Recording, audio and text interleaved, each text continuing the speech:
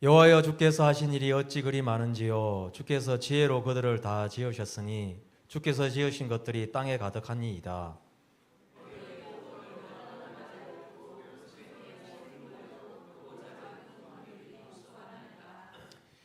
그곳에는 배들이 다니며 주께서 지으신 리호야단이 그 속에 노나이다.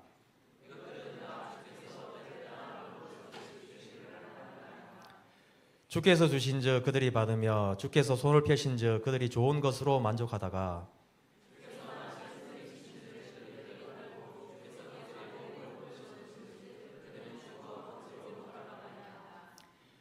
주의 영을 보내어 그들을 창조하사 지면을 새롭게 하시나이다.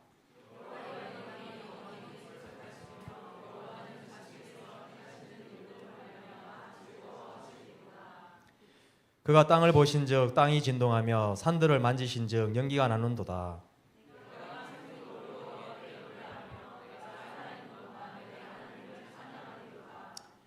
나의 기도를 기쁘게 여기시기를 바라나니 나는 여호와로 말미암아 즐거워하리로다.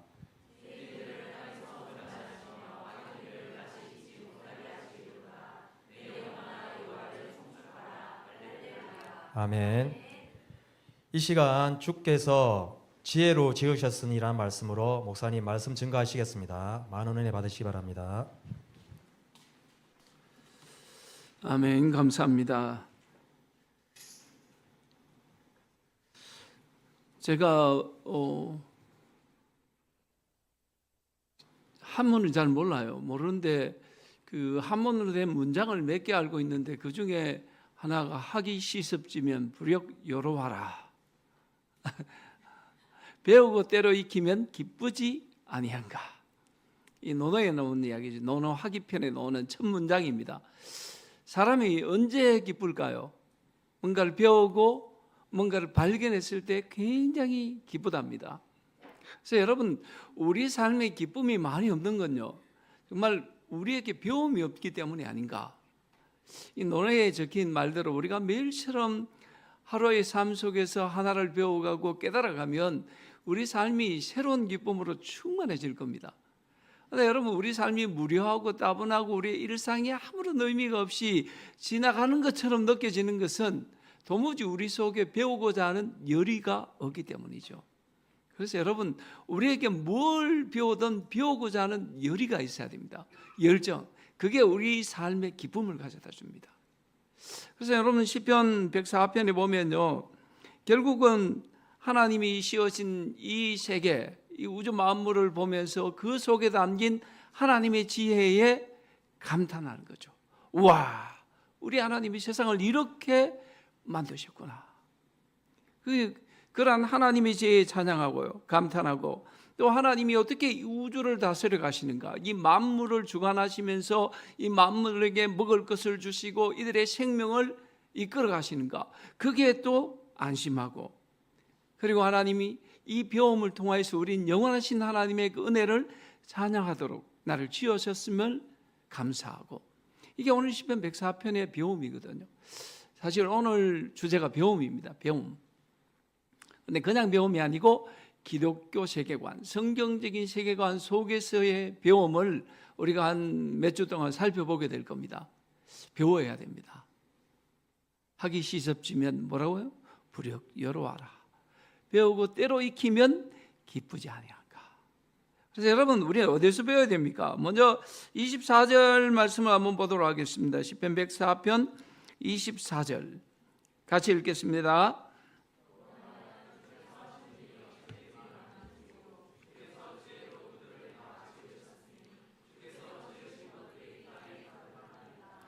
여러분, 우리가 어디서 배워야 됩니까? 하나님이 지으신 이 모든 세상 가운데서, 이 피조물 가운데서 우리는 배워야 합니다. 뭘 배워야 될까요?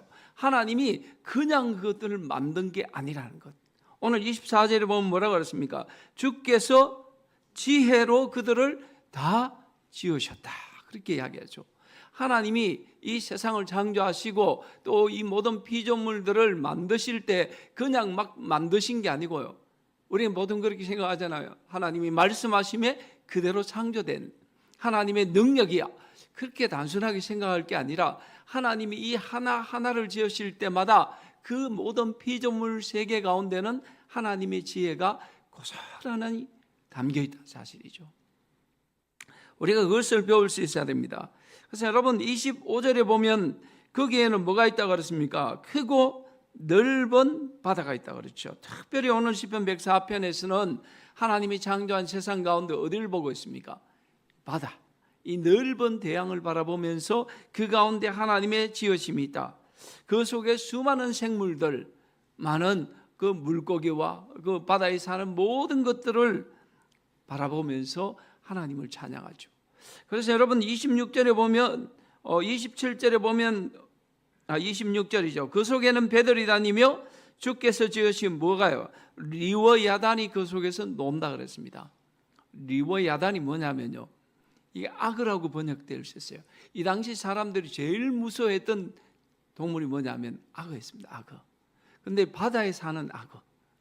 그러니까 뭐 정확히 이야기하면 악어는 아니죠. 그냥 리워 야단이라는 엄청나고 크고 무서운 괴물이 있다 생각하시면 됩니다.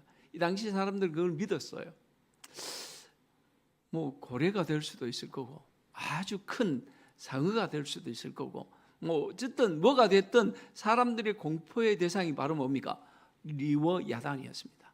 그런데 리워 야단도 하나님이 창조하신 바다 가운데 뭐 하고 있다 그랬습니까?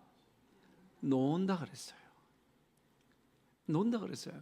이 하나님이 지으신 창조 세상, 여기는 수많은 생물들이 있고 특별히 이 바다 가운데 리워 야단과 같은 그 공포의 생물조차도 하나님이 창조한 세상 가운데 그냥 논일고 있는 걸 보고 있는 거예요. 왜요? 그 모든 창조된 세상 가운데는 하나님의 뭐가 있기 때문에? 지혜가 있기 때문에 그래요. 그래서 여러분 참 하나님은 그렇게 지으신 것 같아요. 여러분 이 그림 한번 봐주시기 바랍니다. 이게 뭔가 같습니까? 그림. 이게 뭘까요?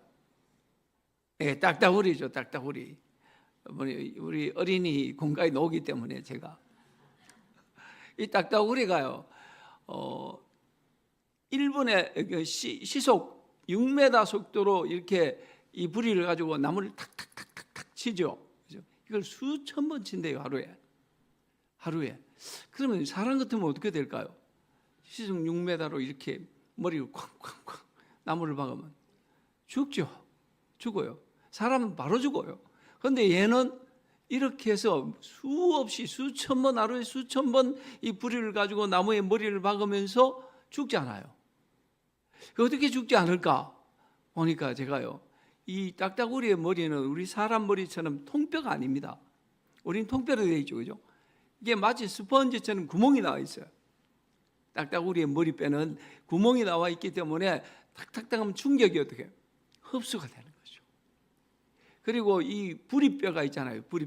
부리뼈가 이 부리뼈만 있는 게 아니고 이게 머리를 한 바퀴 삥 둘러가지고요, 안전벨트처럼 머리를 삥 둘러가지고 이렇게 탁 나와 있는 거예요. 그러니까 쳐도 얘가 고정해서 잡아주는 거예요. 우린 그냥 입으로 그냥 박으면 죽겠지, 그죠? 근데 딱따구리는 그렇지 않다는 거예요.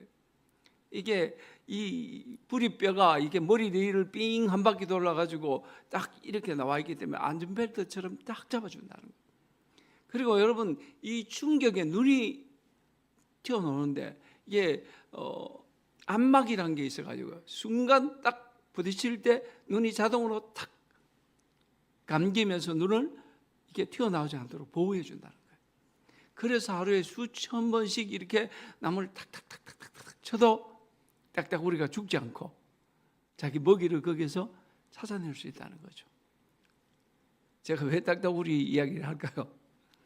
이 딱딱우리 새 한 마리도 딱 지켜보니까, 연구해 보니까 그 안에 뭐가 담겨 있습니까? 하나님의 지혜가 담겨 있다는 거예요.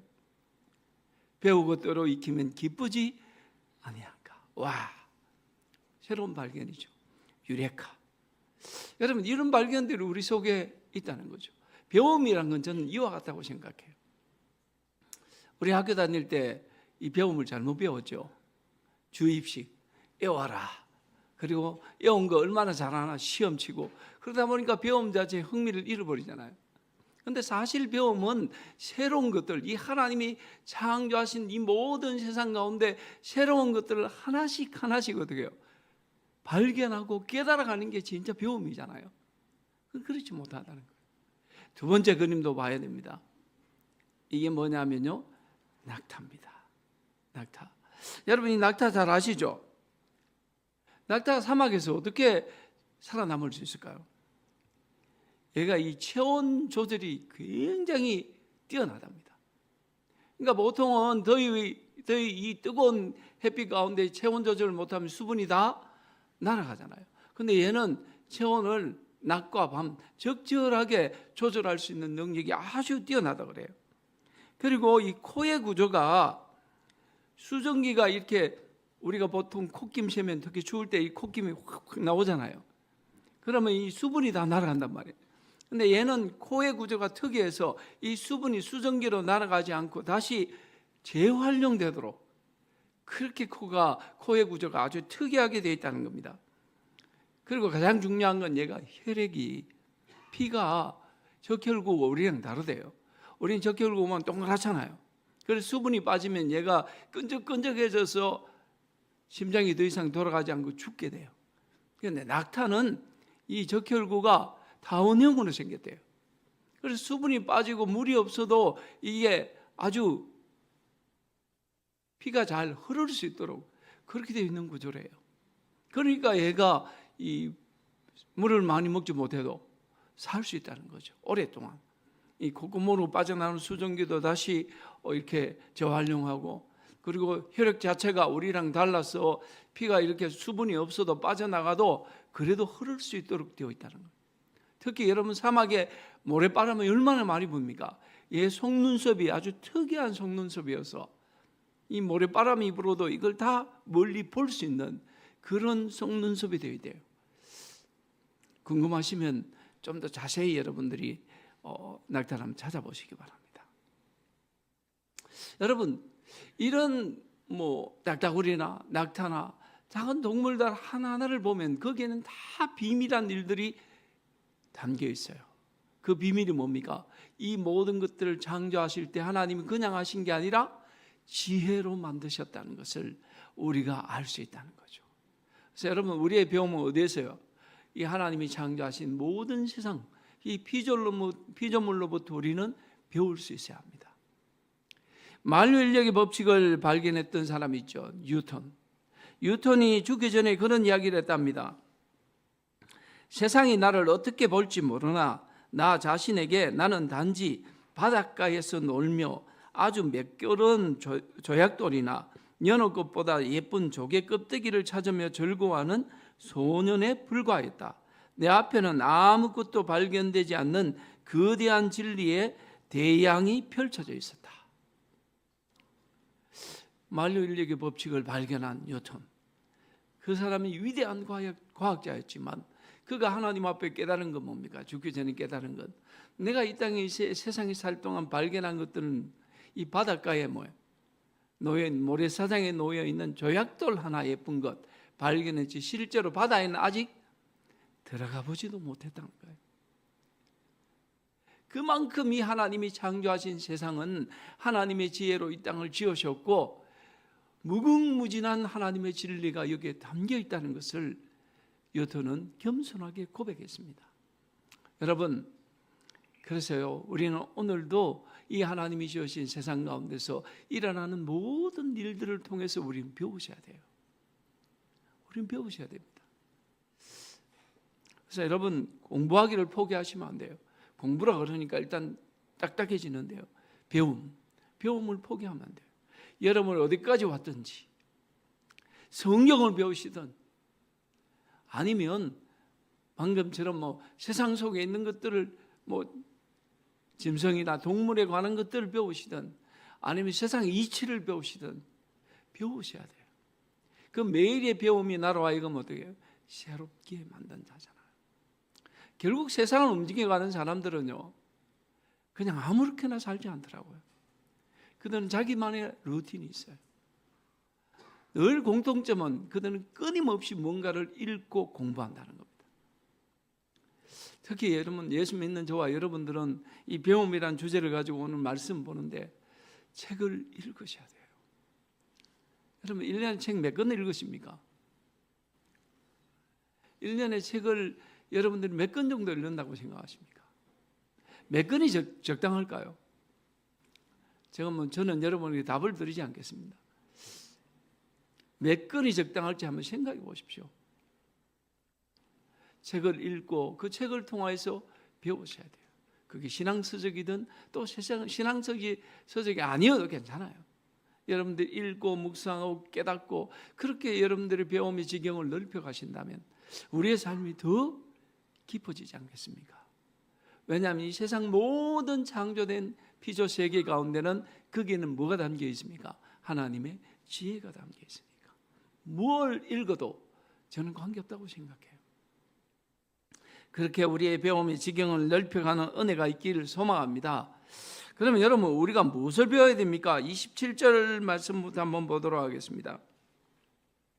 27절입니다. 같이 한번 읽겠습니다. 이것들은 다 주께서 때를 따라 먹을 것을 주시기를 바라나이다. 28절도 보겠습니다. 주께서 주신 적 그들이 받으며 주께서 손을 펴신 적 그들이 좋은 것으로 만족하다가. 이 바다, 특별히 하나님이 창조하신 바다라 이 모든 세상 가운데 사는 동물들, 생물들을 한번 보십시오. 그들의 특징은 어디에 있습니까? 뭐라고 그랬습니까? 27절에 보면 때를 따라 먹을 것을 주시기를 바라나이다. 여러분 그 먹이사슬의 최상에 있는 뭐 사자나 호랑이나 이런 짐승들의 특징이 뭡니까? 언제 이들을 사냥합니까? 배고플 때요. 배부를 때는 옆에 짐승이 지나가도 그냥 놔둡니다. 왜요? 지금 때가 아니니까. 이 짐승들을 시편 기자는 뭐라고 이야기했습니까? 하나님이 때를 따라 먹을 것을 주시기를 바란다고 그랬어요. 배가 고파지면 이제 먹어야 되는 거예요. 그때가 아니면 이 친구들은 함부로 사냥하지 않아요. 여러분 냉장고가 필요한 존재는 누구밖에 없습니까? 인간밖에 없습니다. 먹을 것을 저장하는 창고가 필요한 존재는 누구밖에 없습니까? 인간밖에 없어요. 호랑이나 이런 사자 같은 짐승들이 여러분 먹을 걸 사냥해서 자기만의 창고에 가다 놓고 집어넣어 놓고 때를 따라 배가 고프면 끄집어내가 먹고 그러지 않잖아요. 시편 기자는 이걸 정확하게 발견했습니다. 주께서 때를 따라 공급해 주시는 건 그 하나님의 공급하심을 이 친구들은 바라보고 있는 겁니다. 그런데 여러분 맹수들은 내일의 먹이 때문에 고민하지 않아요. 내일은 내일 먹을 것을 주실 것을 믿는 것 같아요. 그러니까 내일 먹을 것을 위하여 오늘 사냥하지 않는단 말이에요. 근데 유달리 이 원칙을 깨는 게 누굽니까? 인간입니다. 짐승들은 만족하며 사는데 인간들은 만족하지 않죠. 이러한 원인이 29절에 보면 어디서 온다 그랬습니까? 29절입니다. 같이 한번 읽어볼까요? 주께서 낯을 숨기신 적 그들이 떨고 주께서 그들의 호흡을 거두신 적 그들은 죽어 먼지로 돌아가나이다. 인간의 결핍, 불만족 이런 것들이 결국 어디서 온다고 이야기합니까? 주께서 낯을 숨기신 자. 방금까지만 해도 짐승들은 뭘 바라봤다고 그랬습니까? 주께서 때를 따라 먹을 것을 주시기를 바라나이다 그렇죠. 짐승들은 오히려 하나님을 바라봅니다. 때가 되면 먹을 것을 주실 분, 그 창조주 하나님을 그들은 본능적으로 바라보고 소망하는데 유달리 인간은 그렇게 살지 않아요. 인간은 만족하지 않습니다. 그 모든 불만족의 원인, 결핍의 원인, 바로 하나님의 얼굴을 잃어버렸기 때문에 정확하게 이야기하죠. 여러분 창세기를 보십시오. 언제부터 인간이 쫓겨다니며 불안한 삶을 삽니까? 그들이 에덴으로부터 쫓겨났을 때. 다시 말해서 범죄에서 하나님과 모든 관계가 끊어져 버렸을 때, 그때부터 인간은 불행해지잖아요. 그때부터 인간은 예측하지 못할 미래를 위해서 준비합니다.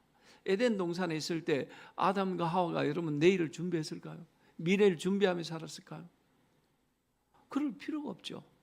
눈만 뜨면 먹을 것들인데. 하나님이 그 에덴이란 곳에 다 준비해 두셨는데 굳이 내일을 준비할 이유가 어디 있습니까? 배가 고프면 하나님이 주신 과일을 먹으면 돼요. 하나님이 주신 것들을 먹으면 돼요. 근데 에덴으로부터 추방되었을 때, 하나님과의 모든 영적 관계가 끊어졌을 때, 그때부터 인간은 막연한 불안감, 그 하나님의 얼굴을 잃어버린 데서 오는 불안감을 채우기 위해서 준비합니다. 사냥하고 먹을 양식을 준비하고 곳간에 채우기 시작하죠. 우리의 냉장고 안에 먹을 것들을 가득 집어넣기 시작합니다. 여러분, 이게 성경이 우리에게 가르쳐주는 진리입니다. 오늘 저와 여러분의 삶은 어떤지 한번 돌아보시기 바랍니다. 우리는 어때요? 여러분, 냉장고가 채워 있어야 안전하지 않습니까? 여러분의 예금 통장에 숫자가 하나라도 적혀 있어야 내가 불안감으로부터 좀 벗어나지 않습니까? 여러분, 이 모든 것들은 어디에서 결국 오는 겁니까? 우리가 하나님의 얼굴을 놓쳐버린 데서 오는 거예요. 내가 이 짐승들처럼 더 이상 하나님의 때를 따라 채워주시고 공급해 주시는 하나님의 은혜를 믿지 못하기 때문에 우리는 불안해하고 염려하고 두려워하고, 그래서 내일을 준비하려고 몸부림친다는 거예요. 통장에 잔고가 없으면 불안하고, 내가 의지할 사람이 없으면 불안하고, 그래서 친구를 만나야 되고 친구를 의지하게 되고 자꾸 누군가를 찾게 되고. 사랑하는 성도 여러분, 기억하십시오. 인간의 모든 불만족은요, 결국 하나님의 형상을 잃어버린 데서 오는 겁니다. 여러분들이 지금 오늘을 살아가면서 만족하지 못하고 불안해하고 불만족스러운 삶을 살고 있다면 그 모든 원인은 내 삶 속에서 지금 하나님을 놓쳐버린 데서 오는 거란 말이에요. 그럼 여러분, 궁극적인 답은 어떻게 찾아야 될까요? 다시금 우리가 하나님을 찾아야 되겠죠. 하나님을 구해야 되겠죠.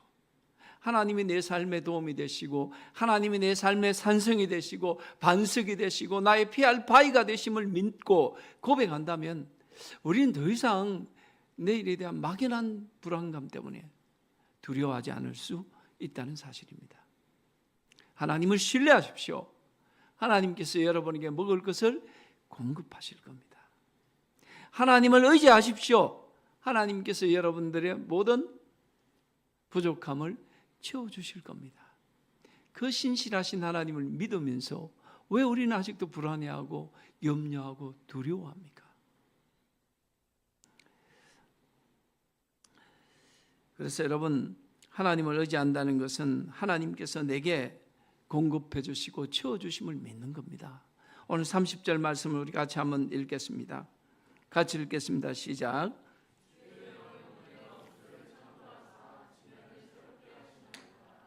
어떻게 새롭게 하신다고요? 어떻게 새롭게 하십니까?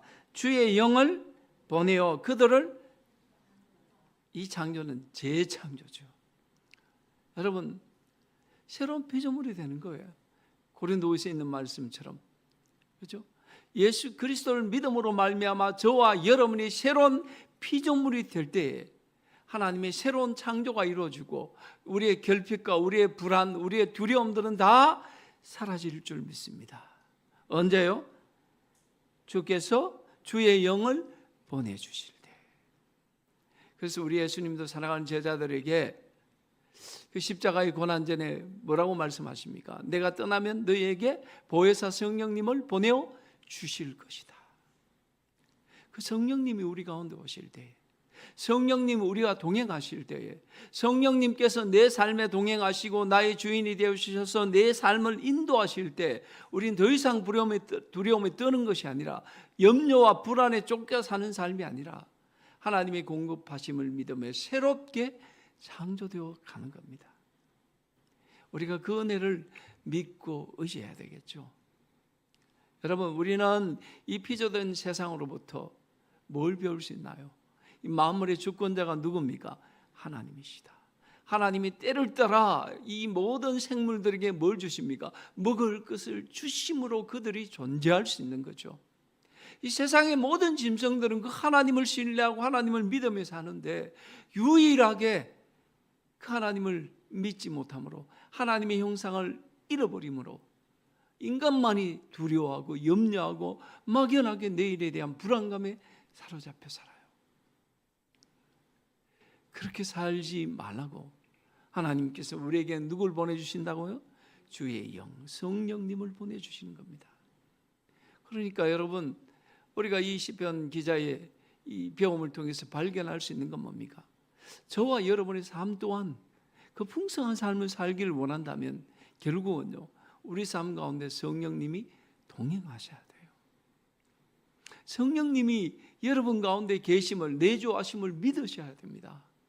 나 혼자 인생을 살아가는 게 아니고, 나 혼자 내일을 준비하는 게 아니고, 성령님이 나와 함께 하심으로 말미암아 주께서 나를 위하여 예배하시고 주께서 나를 위하여 준비하신다는 사실을 믿을 때에 우린 새롭게 창조된 피조물로서 살아갈 수 있는 거예요.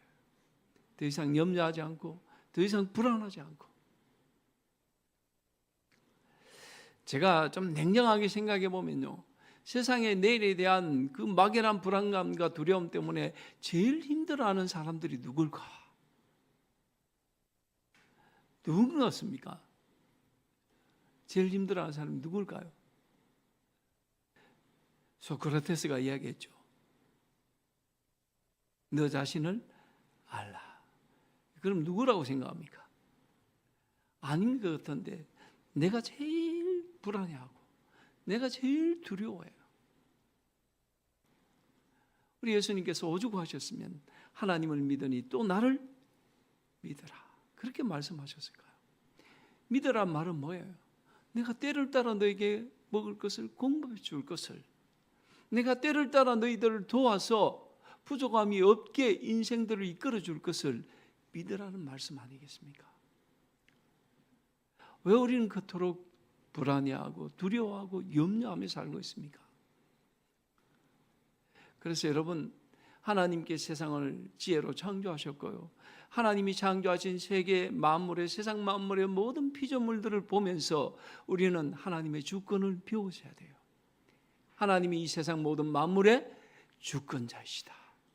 먹을 것을 주시기도 하시고, 더 나아가서요, 여러분 29절 다시 한번 볼까요? 주께서 낯을 숨기신 적 그들이 떨고 주께서 그들의 호흡을 거두신 적 그들은 죽어 먼지로 돌아가나이다. 생명의 주관자도 누굽니까? 하나님이셔요. 그래, 더 이상 여러분 우리 건강 때문에 염려하시지 마시고요, 내일에 대한 두려움과 불안 때문에 여러분 더 이상 걱정하지 마십시오.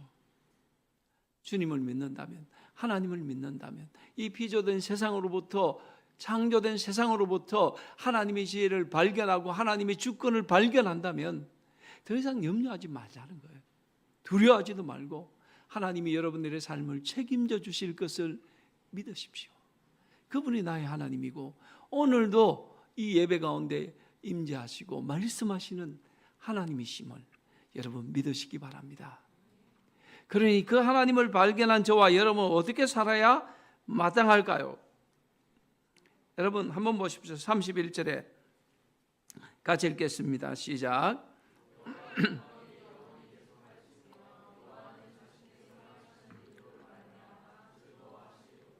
예, 우리는 하나님의 영광을 계속될 것을 믿고 하나님께서 이 창조된 세상으로부터 즐거워하심은 믿으라는 거예요. 그리고 33절에 이 시편 기자는 무슨 결심을 합니까? 내가 평생토록 여호와께 노래하며 내가 살아있는 동안 내 하나님을 찬양하리로다. 비로소 자기의 사명을 발견하잖아요. 이 배움으로부터 뭘 발견합니까? 사명. 내가 왜 사는가? 내가 왜 사는가? 하나님은 왜 내게 생명을 주셨고 이 생명을 연장시켜 주시는가? 그 삶의 사명, 배움의 목적 발견했는데 그게 바로 뭡니까? 영원토록 하나님을 찬양하는 것. 소요를 문답에 인생의 근본 목적이 뭐라 그랬습니까? 여호와를 즐거워하는 것, 영원토록 그분을 찬양하는 것. 이게 여러분 우리 인생의 목적이에요. 사명이고요. 정말 이 우주 만물로 그 가운데 담기신 하나님의 창조의 지혜를 발견하고 이 세상 만물을 주관하시고 다스리시는 하나님의 주권을 여러분들이 믿는다면, 그럼 우리는 그 하나님을 영원토록 즐거워하고 영원토록 그분을 찬양하는 것이 내 삶의 사명임을 깨달으셔야 됩니다. 이제부터 여러분 하나님을 찬양하는 삶을 한번 살아보십시오. 의지적으로 그렇게 한번 살아보세요. 의지적으로. 내 삶은 어제와 오늘이 달라진 게 하나도 없어. 그런데 우리는 의지를 동원해서 나는 영원하신 하나님을 찬양할 거야. 나는 영원하신 하나님을 즐거워할 거야. 그리고 의지적으로 여러분 하나님께 찬양을 들어보세요. 여러분 하루의 시작이 찬양이 될 수 있기를 소망합니다. 오늘도 나를 창조하시고 나와 동행하시는 하나님을 찬양합니다. 좀 곡조가 틀리면 어떻습니까? 요즘 우리 아침 하나님의 시선 그 김병삼 목사님이 자꾸 신 목소리로 찬양을 자꾸 부르셔가지고 왜 부르신다고 생각해요? 찬양팀에 맡겨도 되는데 그냥 찬양하시고 싶은 거예요. 내 속에서 함께 하시고 동행하시고 역사하시는 그 하나님의 은혜를 내 목소리로 높여드리고 싶은 마음. 여러분 그 마음이 느껴지셔야 돼요. 목사님도 알 거예요. 아마 내가 찬양을 잘 못한다는 걸. 그런데도 자기 목소리로 그냥 하나님을 높여드리고 싶은 그 마음, 그 찬양하고 싶은 마음, 그게 우리 인생의 사명입니다. 그래서 여러분 하루의 삶 속에서 좀 찬양으로 시작해 보세요. 찬양해 보세요. 삶이 달라짐이 없어도, 여러분 삶의 변화가 없어도 그냥 기쁨으로 하나님을 한번 찬양해 보십시오. 하나님, 저 오늘부터 하나님 엄청나게 찬양하며 살고 싶어요. 하루에 3곡은 찬양으로 내가 노래하고 싶어요. 하루에 3곡 정도 어떨까요? 저는 참 좋아요. 기타를 칠 줄 아니까요. 박자가 안 맞아도 혼자 부를 땐 좋아요. 내 박자대로 그냥 찬양하는데 아무 문제 없어요. 여러분도 그렇게 하나님을 찬양하십시오.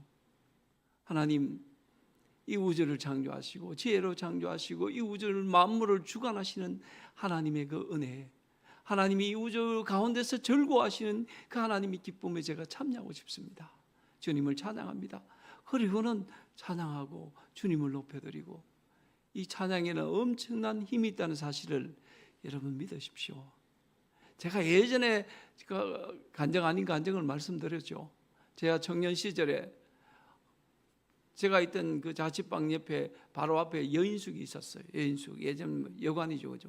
여인숙이 조그만하게 일반 가정처럼 그렇게 여인숙을 운영했는데, 제가 밤으로 새벽으로 가면서 자꾸 나도 모르게 흥얼흥얼 찬송을 불렀는 모양이에요. 그 주인이 찬양 소리를 듣고는요, 한날은 교회에 왔더라고요. 그 찬양 소리가 들리는데 자기가 일찍에 교회 다니던 기억이 나서 왔다는 거예요. 찬양에는 힘이 있어요. 여러분 영혼을 살게 하고요, 다른 영혼도 살게 합니다. 그 여러분의 삶 가운데 하나님의 창조하심이 흘러가도록 하는 게 찬양 아닙니까? 그래서 저는 우리 찬양님 볼 때마다 격려하고 싶어요. 대단합니다. 요즘 주일날 제가 지난주 한번 우리 소망교회 가서 찬양팀 공부하는 것 직접 한번 참관했어요. 가서 기죽지 말고 커피도 한 잔씩 다 돌렸어요. 그 교인들이. 여러분 가보니까 힘들어요. 공부하는 게 전 도대체 무슨 이야기를 하는지 목사님이 열정을 가지고 가르치는데 하나도 못 알아듣겠더라고요. 그래서 애먹는다 생각했는데, 그래도 우리 자매들은 뭐 관심을 가지고 막 질문도 하고 좋았습니다. 여러분 우리의 찬양을 통해서 하나님이 즐거워하시고 영광 받으실 겁니다. 우리 삶 속에 내가 오늘 살아가는 이유가 뭐라고요? 하나님을 찬양함입니다.